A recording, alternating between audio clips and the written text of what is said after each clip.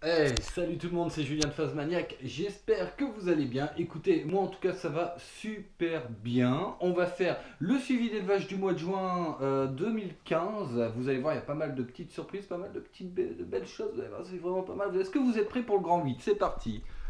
Olé. Alors vous l'avez remarqué bien sûr, je suis en train de filmer avec une GoPro et oui j'ai dû acheter une GoPro pour le boulot et je me suis dit bah écoutez je vais faire les suivis d'élevage à la GoPro. Pourquoi? Parce que je trouve que déjà c'est plutôt pas mal parce que vous avez un, alors on appelle ça un grand angle hein, donc ça veut dire que vous voyez beaucoup plus la pièce d'élevage et puis normalement vous devriez logiquement avoir plutôt une belle qualité.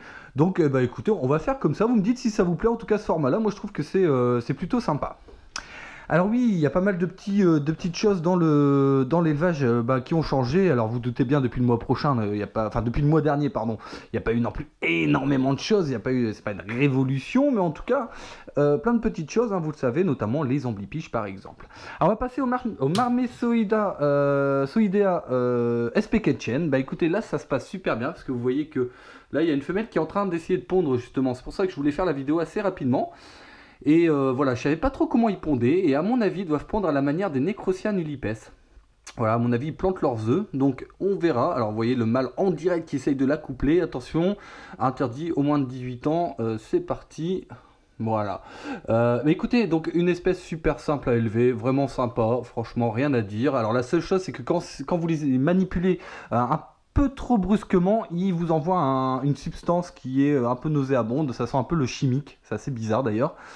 Donc voilà, alors j'ai regardé un petit peu hier, j'ai pas vu d'œuf, donc il faudra que je re-regarde, mais je leur ai laissé, voilà, je leur ai mis un petit carré de mousse horticole, et on verra bien s'ils pondent dedans, tout simplement.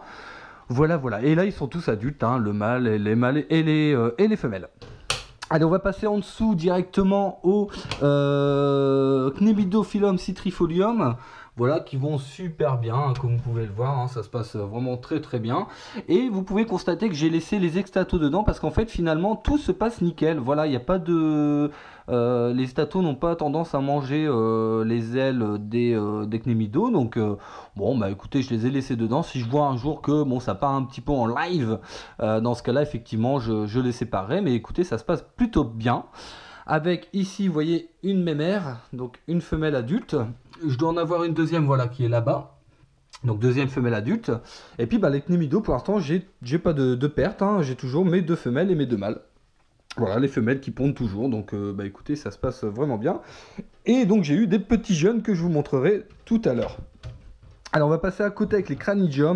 Alors les cranidiums, le mois dernier, je vous avais dit effectivement que je réussissais bien cette espèce-là, qui est normalement difficile. Et en fait, oui, j'ai réussi très très bien. Bah, vous voyez, elle est en train de manger. Là, c'est une femelle adulte. Voilà, je l'ai réussi très très bien. Il n'y a pas de souci particulier. J'ai même eu le mâle qui a essayé d'accoupler, de féconder la femelle, la grosse femelle là, femelle adulte. Et alors il a essayé. En fait, il s'est mis sur son dos et après, je sais pas, puisque après je me suis endormi, tout ça. Donc à voir. Hein, il a peut-être déjà fécondé et ça se passe plutôt bien. Alors c'est une femelle, c'est vrai que j'ai eu qui était déjà abîmée. Vous pouvez voir que voilà, il lui manque un petit bout de l'abdomen ici. Et il lui manque deux pattes, une patte avant et une patte arrière. Et mais bon, ça se passe plutôt bien, ça va, voilà, elle sait manger, tout ça, elle sait grimper, donc bon, il n'y a pas de, voilà, pas de problème particulier. Il faut savoir qu'un phasme, à partir du moment où il a trois pattes, c'est-à-dire deux d'un côté et une de l'autre, logiquement, il peut survivre. Voilà, ça pose pas de problème. Donc bah écoutez, ça se passe vraiment bien. On a les mâles ici, donc un mâle qui est parfaitement muet ici, et en revanche, j'ai un deuxième mâle qui est là-bas, qui lui a raté un petit peu sa mue. Voilà, un peu avec ses ailes, tout ça. Mais bon, écoutez, ça se passe bien. En tout cas, c'était une espèce qui était normalement, en tout cas, qui a une réputation assez compliquée à élever. Et bah écoutez, moi, ça se passe bien. Donc, on va les pulvériser un petit peu. Voilà, donc 2 fois par jour. 2 à 3 fois par jour. Là, il fait un petit peu chaud en ce moment, donc c'est plutôt 3 fois par jour, puisqu'ils font à peu près entre 70 et 80% d'humidité pour cette espèce. Alors j'avoue que des fois je ne pulvérise qu'une fois parce que voilà, j'ai pas le temps de pulvériser une deuxième fois et bah écoutez, ça se passe bien. Donc après c'est peut-être l'air ambiant aussi qui est un peu humide comme ça et bon, écoutez, comme je le dis, affaire à suivre. Allez, à côté les Thyracoidea biceps, et ben écoutez, là j'ai rien à dire, j'ai pas de perte, aucune perte, et ils sont quand même magnifiques. Alors ils ont, alors j'appelle ça les Thylacoidea biceps tatoués ou tribal, enfin comme vous voulez. Et vous voyez les petits motifs sur le dos, voilà, qui sont, alors là on les voit très très bien parce il est foncé. Mais vous avez une pléiade de couleurs comme ça qui est vraiment sympa, c'est-à-dire que celui-là, vous voyez, il est un peu foncé, là-bas il est un peu plus clair, là aussi, là un petit peu plus verdâtre. Donc vous voyez, vous avez une palette de couleurs comme ça qui est complètement différente et qui est vraiment sympa. Alors j'ai remarqué que cette forme-là, les femelles l'avaient, mais les mâles l'ont également. Donc, eh ben, écoutez, ça fait vraiment plaisir. Et puis, c'est une espèce qui est plutôt rare, hein, cette forme-là. Elle est vraiment très très rare. Donc, je suis assez fier de l'avoir. Alors, me demandez pas pour les dispos pour l'instant, je vous le dis parce qu'à chaque fois on me demande. Voilà, pour l'instant, vous voyez bien, ils sont pas encore adultes, donc j'aurai des dispos d'ici quelques mois.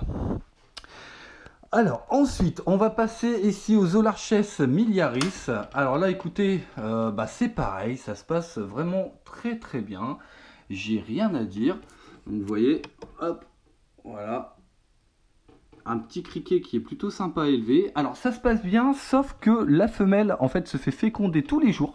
Voilà, il y a accouplement tous les jours, mais elle n'a toujours pas pondu, donc bon, faut attendre. Hein. Alors il paraît que chez cette espèce-là, et puis chez les criquets en général, c'est assez long en fait, hein, la ponte. Donc écoutez, on va attendre un petit peu et puis on verra comment ça se passe. Bon, maintenant je les ai depuis avril, donc ça fait quoi? Ça fait 2 mois. Ouais, ça fait que 2 mois finalement que je les ai. Voilà, donc je pense qu'on peut encore attendre un petit peu, en sachant que vous voyez les Cnémidos par exemple, eux ont mis à peu près 2 mois et demi, 3 mois à pondre après la dernière mue. Donc bon, on verra. Allez, on va passer à côté pour les papillons, les Bombyx eri. Hop, on va voir ça. Donc écoutez, là ça se passe très très bien. Alors bon, j'ai quelques Bombyx qui ont du mal à se développer à la sortie, hein, comme vous voyez là. Par exemple, alors ça c'est parce que je pense qu'il fait très très chaud en ce moment, donc c'est un peu compliqué pour eux de se déployer. Voilà, alors j'ai des cocons alors dans lesquels les papillons ne sont pas sortis, desquels les papillons ne sont pas sortis. Donc bon, écoutez, ça c'est pas très grave, hein, ça peut arriver. Mais sinon, la plupart des papillons sont sortis. Alors j'en ai jeté déjà pas mal, hein, parce que j'ai eu pas mal de pertes. Hein. Vous voyez par exemple en bas, là il y en a pas mal. Voilà. Donc là, c'est les papillons qui sont donc en train de mourir parce qu'il faut savoir que les Bombyx eri, en général, les papillons de nuit, ne mangent pas, d'accord? Ils naissent et en fait, ils naissent tout simplement pour se reproduire. Leur mission, c'est de se reproduire, tout simplement. Donc c'est vrai que ça meurt très rapidement. Généralement, ils vivent à peu près 1 semaine, 10 jours maximum. Donc voilà, leur mission vraiment dans la vie, c'est juste de se reproduire, quoi. Hein. Voilà, bon, ouais. Écoutez, c'est une belle mission en même temps, ils vont pas se plaindre. A contrario, par exemple, les papillons de jour, eux, la plupart mangent la journée, donc le nectar des fleurs, les fruits pourris, tout ça. Et voilà, donc là, j'ai mis les œufs dedans. Alors je vais l'ouvrir. Alors j'ai mis un petit peu de troène parce que normalement ça devrait commencer à éclore. Alors on va regarder. Non, pour l'instant rien, mais si vous regardez bien, vous voyez ici, c'est plus sombre que là. Donc ça, c'est des œufs qui sont un peu plus vieux et je pense qu'ils vont pas tarder à éclore. Donc écoutez, on verra bien. Donc c'est pour ça que j'ai mis le troène, un petit peu de troène. Au moins, si les jeunes sortent, eh ben, ils auront directement à manger, hein, parce que ça, vous savez, hein, les chenilles, ça bouffe comme 4. Leur vie, c'est manger en fait. Hein, voilà. En même temps, c'est pas mal. Leur vie, c'est quoi? C'est manger, se reproduire. Bon. Qui rêverait pas d'une vie comme ça? Allez, on va passer tout de suite là, ici, avec les Tropidacris scolaris. Eh bien écoutez, ça se passe bien. Alors, je sais pas si vous vous souvenez, j'avais eu un plus petit terrarium. Hein. J'avais mis dans un 45-45-45. Et là, donc, je les ai mis dans un 60-60-90. Tout simplement parce que ça faisait un petit peu de just hein, pour eux. Hein. Il faut savoir qu'ils sont à peu près une trentaine à l'intérieur. Donc ça faisait un peu just pour eux, pour pouvoir se déplacer, tout ça. Donc là, ils sont un peu plus à l'aise. Alors, il faut savoir que là, j'ai mis une lampe chauffante. Voilà, hein, tous les criquets pratiquement ont besoin de chaleur, hein, tout simplement pour se développer. Et donc là, j'ai mis une lampe chauffante, donc c'est pour ça qu'ils sont tous de ce côté-là. Et de l'autre côté, il n'y a personne. Bon, alors en fait, là, j'aurais mis un point chaud ici, un point froid ici. Parce qu'il faut savoir que comme il fait très très chaud, parfois on peut atteindre 45 degrés à ce point-là. Donc ça peut être parfois un peu trop pour eux. Donc ils peuvent se déplacer de l'autre côté tranquillement. Et puis ben, là vous voyez ça mange énormément puisque j'ai changé les terrains il n'y a même pas 2 jours. Et là c'était rempli de feuilles. Et là vous voyez qu'il y a pratiquement plus de feuilles. Donc eux ils ont une belle vie aussi puisqu'ils bouffent toute la journée. Ils font que ça. Alors j'ai pas observé d'accouplement ni de ponte. Mais c'est pareil, hein, c'est assez long, la gestation, tout ça, pour les œufs, bon, c'est assez long. Faut compter quelques mois quand même. Donc, bah, écoutez, il faut patienter, hein, tout simplement, faut patienter. Hein. Comme je dis, quand vous élevez des insectes, il faut absolument, c'est la patience. Et vous voyez, donc là, j'ai mis le petit hygromètre, thermomètre. Hein, donc, vous voyez, 41% d'humidité et 33 degrés. Voilà, donc là on est bien, 33 degrés c'est plutôt pas mal. Donc ils font leur petite vie, j'ai mis une petite souche là pour qu'ils puissent s'amuser de temps en temps, voilà, s'éclater. Ensuite, on va passer à côté. Alors là, vous voyez, il reste plus trop grand chose parce que j'ai eu j'ai eu des pertes, hein, c'est normal, hein, puisque j'ai eu les Fruchterferi, Neuracia Fruchterferi qui sont morts. Donc ça faisait un petit moment que je les avais, hein, ça faisait 4-5 mois et puis ça vit pas très très longtemps, donc là ils sont morts.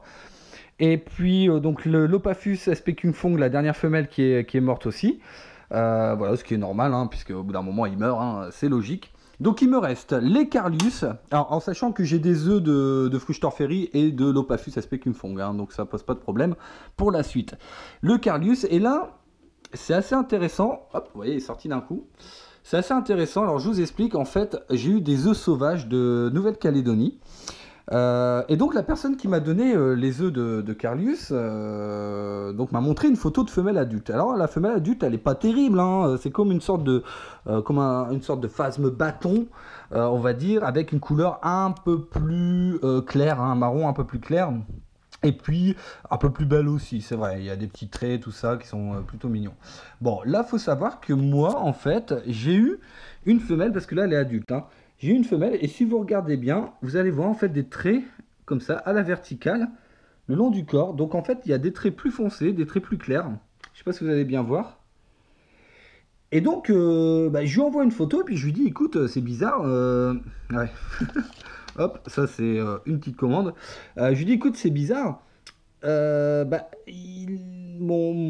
dire, mon Carlius, il n'y a pas du tout la même couleur que la photo que tu m'as envoyée. Il me dit, en effet, c'est bizarre. Et apparemment, cette forme-là, on ne la trouve pas, en fait. Hein, tout simplement, on ne la trouve pas. Et donc, c'est assez unique, en fait, qu'elle ait cette couleur-là. Alors, c'est peut-être dû au climat, voilà, au climat français, au climat du Nord. Je ne sais pas. Hein, bon, en tout cas, je suis assez fier parce qu'en fait, c'est pareil, c'est une forme qui est plutôt unique. Voilà, un peu comme les Thyracoidea biceps. Donc, écoutez, ça me fait plaisir. Vraiment, ça me fait plaisir parce que y a des choses uniques. Des choses uniques. Hein? Bon, ici, les Philium philippinicum, écoutez, ça pousse bien, et oui, puisque j'avais eu des œufs gratuits par un abonné, d'ailleurs je le remercie, je te fais un gros bisou, et je lui avais promis que je les élèverai, que je les élèverai, voilà, je vais y arriver, et puis que, voilà, qu'il n'y aurait pas de problème, tout ça, et qu'ils pouvaient me faire confiance, tout ça, et écoutez, ça pousse bien, hein, puisque vous voyez, je commence à avoir des L2, L3, ici. Voilà, donc ça pousse plutôt bien. Les Philium en ce moment, si vous avez des Philium, n'hésitez pas à pulvériser au moins 2 à 3 fois par jour. Il fait très très chaud en ce moment et les Philium ont besoin d'humidité. Voilà, petit conseil, donc n'hésitez pas à leur mettre de l'humidité, mais toujours des fines gouttelettes, hein, parce qu'ils ont tendance à se coller le corps sur les vitres et à mourir. Voilà, petit conseil pour vous. On va passer juste en dessous. Alors là, c'est le terrarium des Cnemidophyllum, les petits. Voilà. Donc vous voyez les tout petits, alors attendez, hop, je vais vous montrer ça. Voilà, donc ici, voilà, c'est tout mignon. Alors c'est tout petit, c'est tout mignon, mais en tout cas moi j'étais super content quand j'ai eu ma première naissance, vraiment. Parce que j'attendais, hein, depuis un petit moment, et c'est vrai que ça fait vraiment plaisir. Alors en fait j'avais eu 2 naissances qui s'étaient mal passées, en fait ils n'avaient pas réussi à sortir de l'œuf. Et donc j'en ai conclu qu'ils avaient besoin de beaucoup plus d'humidité. Là on peut déjà voir que c'est une femelle et un mâle, vous voyez. Hein, la femelle a l'abdomen beaucoup plus gros beaucoup plus développé. Qu'est-ce que je disais? Oui, et effectivement, apparemment, pour l'incubation des œufs, hein, que vous voyez ici, il faudrait quand même une bonne hygrométrie, vraiment, hein. Moi, écoutez, je tourne à 80, entre 90 et 100% d'humidité et ça sort nickel, sans poser de problème. Et d'ailleurs, vous voyez les cols sur les bâtons. Alors moi, je les avais collés parce que c'est vrai qu'après, des fois, elles les collent sur la grille, donc faut les retirer. Et donc, j'avais laissé également des œufs sur le sol. Alors, je sais pas si vous allez le voir ici. Je vais vous montrer. Donc voilà, j'avais laissé, voilà, vous voyez là par exemple, là, les 2 œufs sur le sol. Et ben ils sont sortis nickel. Donc en gros, bah écoutez, les œufs vous pouvez les laisser sur le sol. Apparemment, il n'y a pas de souci particulier. Ils arrivent à sortir sans problème. Voilà, deuxième petit conseil. Alors on va passer ici. Alors bon, les incubateurs, on va pas le faire parce que j'ai regardé tout à l'heure, il n'y a rien pour l'instant, sauf un petit fifi ici qui se promène. Voilà, le petit fifi ici, que je remettrai, enfin que je mettrai dans le terrarium. Alors, pour les œufs de Puctipès, eh ben écoutez, ça donne rien, voilà, ça donne rien du tout. Et je suis un peu déçu parce que j'en ai pris vraiment soin. Donc, eh ben écoutez, voilà, donc la réputation tient le coup. Effectivement, c'est une espèce qui est très très délicate à élever. Et c'est dommage parce que c'est vraiment une superbe espèce. Donc écoutez, là, ça donne rien. On va les laisser quand même, on verra bien, peut-être j'aurai 1 ou 2 naissances, on verra, hein. Écoutez, faut pas perdre espoir en tout cas. Ici les agnellas, donc vous voyez, il n'y a rien. Alors ce qui est quand même fou, c'est ça. Vous voyez, alors par exemple, il y a 2 jours, alors ça c'est une boîte avec des droseaux dedans. Et pour vous dire qu'il fait quand même très très chaud là dans la pièce d'élevage. Puisqu'il y a 2 jours, il n'y avait rien du tout. Et en fait là, tout ce que vous voyez, tout ce qui est blanc, alors j'espère que vous n'avez pas mangé avant, c'est des asticots. Et ça pue, hein, ça fouette. Hein. Là, ouais, voilà. Voilà, c'est genre une boule puante et géante, quoi. Et donc voilà, donc c'est quand même incroyable parce que vous voyez, en 2 jours, comment ça s'est développé d'un coup. Voilà, ils sont tous sortis. Donc, bon, bah, je suis assez content. Alors, pourquoi j'ai des droseaux? Parce qu'il y a les amblipiges. Mais les droseaux, apparemment, sont trop rapides pour les amblipiges. Donc, j'ai préféré leur prendre des micro-grillons, non. Des grillons L3, enfin L2, L3, L4. Voilà. Et ils mangent très très bien. De toute façon, je vais vous montrer ça après. Ici, l'incubateur pour les œufs de Necrosia annulipes. Voilà. Donc là, ça se passe bien, puisque pour l'instant...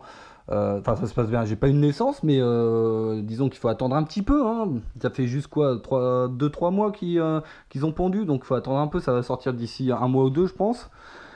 Ici, bah écoutez, c'est les menthes qui me restent. Hein. Bon, vous le savez si vous avez écouté les réponses à vos questions, que j'allais arrêter les menthes. Effectivement, je vais arrêter parce que je réussis pas et ça sert à rien. J'ai essayé 2 ou 3 fois et finalement je réussis pas. Donc bah écoutez, je vais arrêter. Mais il me reste quand même les Hierodula, je vais pas les tuer non plus. Donc les Hierodula qui sont ici, voilà, donc qui sont bien, qui se plaisent bien et qui finiront leur vie là-dedans, je pense. Allez, on va passer à côté. Oui, il y a un gros bordel sur mon bureau, je le sais, merci. Ici, donc les Paramenexenus laetus, et ben écoutez, ça se passe très très bien. Alors, vous avez remarqué dans les terrariums, j'ai mis de la ronce. Alors d'habitude, je mets en cette période, je mets du chêne. Mais il s'avère que j'avais mis du chêne pendant 2-3 semaines, et j'ai eu pas mal de pertes. Alors je pense que le chêne que je vais chercher n'est pas très très bon. Malheureusement, à mon avis, il y a dû avoir de l'insecticide dessus ou je sais pas quoi. Du désherbant peut-être, une connerie. Donc je leur ai remis de la ronce. Mais en tout cas, vous, si vous avez du chêne qui est bon et qui n'est pas au bord des routes, en tout cas, et au bord des parkings, hein, évitez ça. Mais en tout cas, si vous avez du chêne qui est plutôt bon, n'hésitez pas à leur mettre du chêne. Moi j'ai arrêté pour l'instant parce que comme je vous l'ai dit j'ai eu pas mal de pertes, mais je pense que je remettrai d'ici peu de temps. Et donc bah écoutez, ça se passe bien. Alors justement je parle de ça parce que cette femelle là, voilà, que vous voyez qui est bien pleine hein, maintenant, voilà, a commencé en fait, elle avait bien grossi, elle a commencé à pondre et puis ensuite elle a maigri avec le chêne. Donc je me suis dit merde, c'est bizarre, elle mange pas, mais elle mangeait. Donc je me dis c'est quand même incroyable. Je lui ai remis de la ronce et bah vous voyez, elle se porte super bien. Donc en fait, la ronce, elle a reboosté et là, bah vous voyez l'abdomen qui est bien dilaté. Donc elle a bien remangé et donc bah ça fait vraiment plaisir parce que j'avais peur de la perdre quand même cette femelle vu qu'il m'en reste plus qu'une. Et donc j'ai perdu la deuxième lorsque j'avais mis le chêne. Donc je pense qu'il y a un réel problème avec le chêne. Ici, Agnella de Annie, bah écoutez, ça se passe bien aussi. Voilà, alors j'ai mis une souche et normalement, vous voyez, il se cache en dessous. Je vais la remettre. Ah, c'est pas très pratique, je pourrais pas vous montrer plus. Et puis on a un mâle dilatata hein, qui vient de mon élevage. C'est la seule naissance que j'avais eue. Voilà, donc je l'ai gardé, hein, parce que je vais pas le tuer non plus. Mais voilà, j'aurai un mâle dilatata adulte seul. Bon, c'est pas très grave. Alors, les petits baveux là, alors les baveux, on a quoi? Non, je parle pas de mon avocat, je parle de mes escargots. Alors, les petits là-bas, donc là, c'est tous les Achatina fulica qui me restent. Vous voyez, il y en a un paquet. Voilà, donc si vous êtes intéressé par les Achatina fulica, n'hésitez pas à m'envoyer un petit message sur mephasme@gmail.com, donc mephasme au pluriel @gmail.com. Ici, les grosses mémères. Alors, j'ai énormément de pontes, j'ai énormément de naissances. C'est assez envahissant. Donc, n'hésitez pas. Pour tous les abonnés, je fais vraiment un tarif réduit. Donc, vraiment, si vous en voulez, n'hésitez pas à me contacter. Voilà, et je me ferai un plaisir de vous en envoyer. Alors, ici, les Achatina fulica albinos. Voilà, donc ici. Voilà, là qui sont un peu en train de dormir, donc je vais pas les embêter un peu, je vais pas les embêter plus. Voilà. Hop. Donc ensuite, Emma, on va, ce que vous attendez le plus, hein, je pense, c'est les amblipiges, les petits nouveaux. Alors c'est parti. Je vais vous montrer ça. Alors, je regardais juste les messages que j'avais reçus. Donc j'ai deux espèces. J'ai les diadema et j'ai les variegatus. Donc diadema, je les ai eus petits. Voilà, je les ai eus assez petits. Alors, je ne sais pas si vous allez bien voir. Je vais vous montrer ça. Il est où? Voilà, il est là. Donc diadema. Donc ça, je les ai eus vraiment petits. À mon avis, ils doivent être même L1, il me semble. L1 et les variegatus ici. Voilà, qui sont un peu plus gros. Voilà. Donc bah écoutez, ça se passe plutôt bien. Donc pour l'instant j'ai pas encore eu de mue, hein, mais ça fait maintenant une semaine à peu près que je les ai. Et ça se passe vraiment très très bien. J'ai pas de soucis particuliers. Alors juste comme je vous l'avais dit, j'avais mis des drosos pour tous. Et le problème c'est que effectivement apparemment c'est trop rapide pour eux. Ils n'ont pas réussi à les choper. Donc bah, j'étais un peu embêté, donc j'ai décidé de racheter donc des grillons L3, L4, enfin L2, L3, L4. Là c'est des L4 mais c'est un mélange, hein. Voilà, L2, L3, L4. Et bah écoutez, ils mangent, hein, voilà. Donc faut savoir que ça mange à peu près une fois par semaine. Donc vous voyez, c'est pas, voilà, c'est plutôt rentable, hein, c'est pas très très cher à élever. Et en revanche, c'est l'humidité qui est importante puisqu'il leur faut vraiment beaucoup d'humidité, à peu près 70 à 80% d'humidité. Donc à pulvériser à peu près une fois tous les 2 jours. Alors pourquoi tous les 2 jours? Parce que déjà il y a de la tourbe, donc ça garde l'humidité. Et en plus, ils sont dans un coin sombre. Puisque faut savoir que les amblipiges ont horreur, mais vraiment horreur de la lumière. Donc vraiment, si vous voulez en acquérir, faites attention à la lumière. Et puis allez, je vais vous donner une petite piste pour ceux qui en voudraient. Vous allez sur eBay et vous tapez amblypige et vous allez trouver. Je lui fais de la pub parce que je les ai reçus nickel. Donc n'hésitez pas à lui en acheter. En plus, je sais qu'il regarde mes vidéos, je te fais un petit coucou. Allez, pour finir, je vais vous montrer. Hop, Léo, puisqu'on me l'a réclamé et je vous l'ai promis. Donc le petit Léo, alors qui doit normalement être caché, je pense. Donc je vais pas trop. Voilà, il est ici. Voilà, le petit Léo qui est ici. Voilà, qui se cache. Alors petit Léo qui est devenu quand même assez grand et qui a mangé quand même 2 blanchons il y a 2-3 jours. Donc là il se repose, hein, parce que voilà, il faut quand même qu'il les digère. Hop, allez, on va remettre la vitre, si j'y arrive, bien sûr. Voilà, bah écoutez, je pense que... Ah oui, également ici... Ah, c'est encore une vidéo qui va durer 30 minutes, ça. Ici, une coque de Messinorina. Voilà. Donc, je l'ai ouverte pour voir si ça allait, si il n'y avait pas pourri ni rien. Donc, tout se passe bien. Voilà, donc on voit bien la nymphe.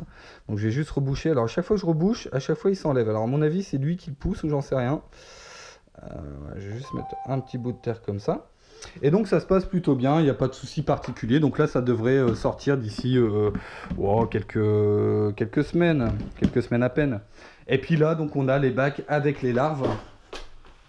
Voilà, bac avec les larves. Donc Messinorina, ici les Gideons. Et en bas, les Messinorinas. Donc là, je commence à avoir des très très grosses larves. Je vais vous montrer ça rapidement. Hop, on va prendre une cuillère pour éviter de les blesser. Alors, hop, voilà, vous voyez. Donc là, je commence à avoir des grosses larves. Alors encore que celle-ci, elle n'est pas trop grosse. J'en ai des beaucoup plus grosses. Voilà, par exemple, celle-ci. Vous voyez, qui est vraiment grosse. Et alors, comment on distingue le mâle d'une femelle? Alors, c'est simple. En fait, vous regardez au bout, vous avez deux petits traits. Où il y a mon pouce, vous avez un trait là et un trait en face. Et si au milieu vous avez un point noir, c'est que c'est un mâle. Si vous n'avez pas de point noir, c'est que c'est une femelle. Et là par exemple, vous voyez, vous n'avez pas de point noir, donc c'est une femelle.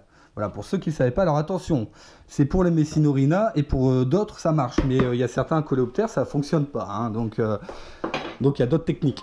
Mais en tout cas, celle-ci, je vous la propose. Hop, comme ça au moins c'est le petit truc en plus. Alors ensuite... Bah écoutez, je pense qu'on a fait le tour. Ouais, je pense que c'est bon. Voilà, donc vous voyez, il y a eu pas mal de petites surprises, de petits changements dans l'élevage. Toujours des pertes, hein, ça c'est normal, hein, puisque voilà, c'est pas éternel. Et puis voilà, alors pour l'actualité, n'oubliez pas à partir du 12 juillet, enfin à partir le 12 juillet, bourse à Charleroi. Voilà, bourse aux insectes à Charleroi. Je vous en dirai un peu plus lorsque j'aurai un peu plus d'informations. Je vous donnerai l'adresse, tout ça. Je serai présent, donc n'hésitez pas à venir faire un petit tour là-bas. Il faut soutenir. Venez, venez. Je sais que les Belges, il n'y a pas de souci, ils viendront au son rendez-vous. Et puis, j'espère les Français également, hein, parce que les Français, ils ont un peu plus de mal à se bouger hein, quand même. Je vous fais confiance en tout cas. Et puis écoutez, dites-moi si vous aimez bien justement le Flash Bugs, le nouveau concept où le matin je filme un petit peu ce qui se passe, les petits trucs qui se sont passés dans la nuit. Si vous aimez bien, je continuerai voilà, comme ça à faire des vidéos le matin, voilà à peu près 2 à 3 fois par semaine. Et bien écoutez, je vous souhaite en tout cas une excellente journée ou une excellente soirée. C'était Julien de Phasmaniac. Ciao à tous.